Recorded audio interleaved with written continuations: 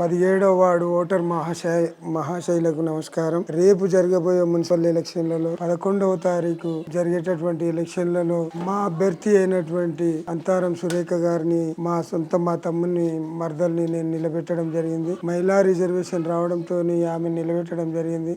Reservation దాంట్లో నేను నిలబడలేకపోయినా, కాకపోతే ఏది ఏమైనా సరే నేను ముందలుండి మీ కొరకు ఒక సేవకునిగా మీ ముందుకు వస్తున్నాను. మా అభ్యర్థి గెలిపించటంలో ముందు మీ పాత్ర ఉండాలని కోరుతా ఉన్నాను. అదేవిధంగా గత మున్సిపల్ ఎలక్షన్లలో నేను బీజేపీ తరఫున నేనే 23వ వార్డు నుండి పోటీ చేసి ఓడిపోవడం జరిగింది.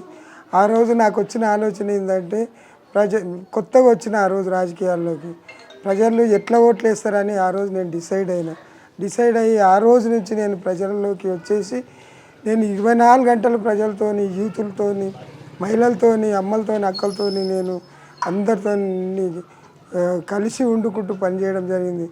ఉదాహరణ, ఎన్టీఆర్ కాలనీలో పురాతనమైనటువంటి ఒక హనుమాన్ టెంపుల్ ఉండేది. అది శిథిలావస్థకి వెళ్ళిపోయింది. అక్కడ పూజలు కూడా జరగడం లేకుండే. నేను దగ్గరుండి ఆ గుడిలో మొత్తం ఫినిషింగ్ చేయించి, ఆ నిర్మాణం పునఃప్రతిష్ఠ చేయించి, నేను దగ్గరుండి చేయించి అక్కడ ప్రతి వారం హనుమాన్ చాలీసా కార్యక్రమాన్ని కూడా నిర్వహించడం జరిగింది. ఆ రోజు నుంచి అట్లాంటి అభివృద్ధిలో భాగంగా నేను ప్రతి కాలనీలో, నాకున్న కాలనీలలో భాగంగా సాయిరామ్ నగర్ కాలనీ ఒకటి. సాయిరామ్ నగర్ కాలనీలో వర్షాకాలంలో చాలా ప్రాబ్లం ఉంటుంది. ఆ సాయిరామ్ నగర్ కాలనీలో ఉన్నటువంటి సమస్యని క్లియర్ చేస్తా. అదేవిధంగా నెక్స్ట్ హౌసింగ్ బోర్డు, కోర్టు ముందల సీసీ రోడ్లు కానీ ఇంకేదైనా ప్రాబ్లమ్స్ ఉంటే వీధి లైట్లు కానీ నిర్మిస్తా. అదేవిధంగా ఇంద్రనగర్లో వాటర్ సమస్య ఉన్నది.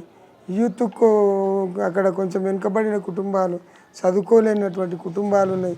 వాళ్ళ పిల్లలకు నేను మోటివేషన్ క్లాసులు, ఏదో కాంపిటీషన్ ఎగ్జామ్లలో నేను ఆర్థిక సాయం చేసి ముందుండి వాళ్ళు ఎంబడి ఉండి, వాళ్ళకి తెలియని ప్లేస్లలో నేను ముందరికి వచ్చి వాళ్ళని కోఆపరేట్ చేసుకుంటూ వాళ్ళ ఎంబడి ఉండి నేను సహాయ సహకారాలు అందిస్తాను. అదేవిధంగా సిడి సాయి నగర్ కాలనీలో ఉన్న సమస్యల్లో భాగంగా నేను చూడడం ఏమిటంటే, అక్కడ ఒక సీసీ రోడ్ కావాల్సి ఉన్నది. ఆ సీసీ రోడ్డు, అక్కడ ఒక అమ్మవారి ఉత్సవాలు జరుగుతాయి, ఎప్పుడు వినాయకుని ఉత్సవాలు జరుగుతాయి. ఆ ఉత్సవాలకు సంబంధించి అక్కడ కొంచెం షెడ్ ప్రాబ్లం కనిపించింది నాకు. అక్కడ మోరీలు అట్లాంటి ప్రాబ్లం కనిపించింది. వాటిని నేను ముందుండి తీరుస్తానని మీకు హామీ ఇస్తా ఉన్నాను.